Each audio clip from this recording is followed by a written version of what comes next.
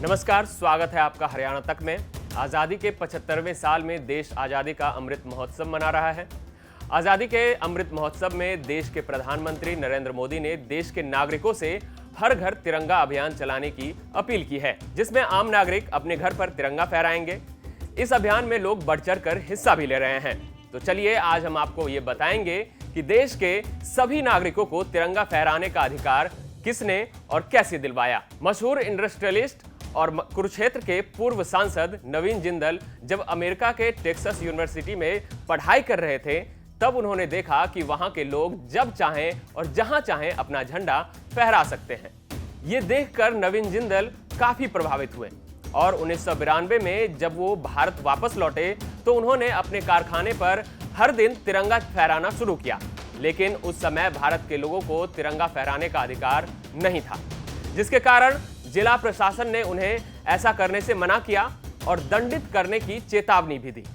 नवीन जिंदल को यह बात बुरी लगी और वो राष्ट्रध्वज को निजी तौर पर फहराने के अधिकार को लेकर सुप्रीम कोर्ट का दरवाजा खटखटाया। निजी तौर पर तिरंगा फहराने के अधिकार को लेकर 7 सालों तक चली इस कानूनी लड़ाई के बाद देश के सर्वोच्च अदालत ने नवीन जिंदल के पक्ष में फैसला दिया, जिसमें यह कहा गया कि देश के प्रत्येक नागरिक को आदर, प्रतिष्ठा और सम्मान के साथ राष्ट्रीय ध्वज फहराने का अधिकार है और इस तरह निजी तौर पर तिरंगा फहराने का प्रत्येक नागरिकों को मौलिक अधिकार मिला। कोर्ट ने केंद्र सरकार को आदेश दिया, जिसमें कहा गया कि इस विषय को गंभीरता से ले और फ्लैग कोड में संशोधन भी करें। जिसके बाद सुप्रीम कोर्ट के आदेश का पालन करते हुए भारत सरकार ने 26 जनवरी 2002 को फ्लैग कोड में संशोधन कर भारत के सभी नागरिकों को किसी भी दिन राष्ट्रध्वज को फहराने का अधिकार दिया। इससे पहले स्वतंत्रता दिवस और गणतंत्र दिवस के अलावे किसी भी दिन भारत के नागरिकों को अपना राष्ट्रध्वज फहराने का अधिकार नहीं था। राष्ट्रध्वज फहराने को लेकर कुछ नियम भी बनाए गए, जिसमें राष्ट्रध्वज की प्रतिष्ठा और गरिमा को बनाए रखना है और किसी भी स्थिति में इसका अपमान नहीं होने देना है। राष्ट्रध्वज राष्ट्र का प्रतीक है और सर्वोपरि है, यानी तिरंगे से ऊपर या इसके बराबर पर किसी प्रकार के झंडे को नहीं फहराया जाए।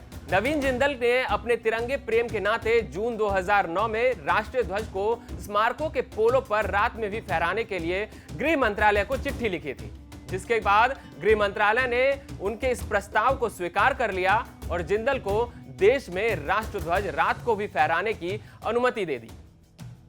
सुप्रीम कोर्ट के फैसले के बाद नवीन जिंदल ने फ्लैग फाउंडेशन ऑफ इंडिया की नींव रखी, जिसके माध्यम से उन्होंने देश के प्रत्येक नागरिकों को तिरंगे के साथ जोड़ने की कोशिश की।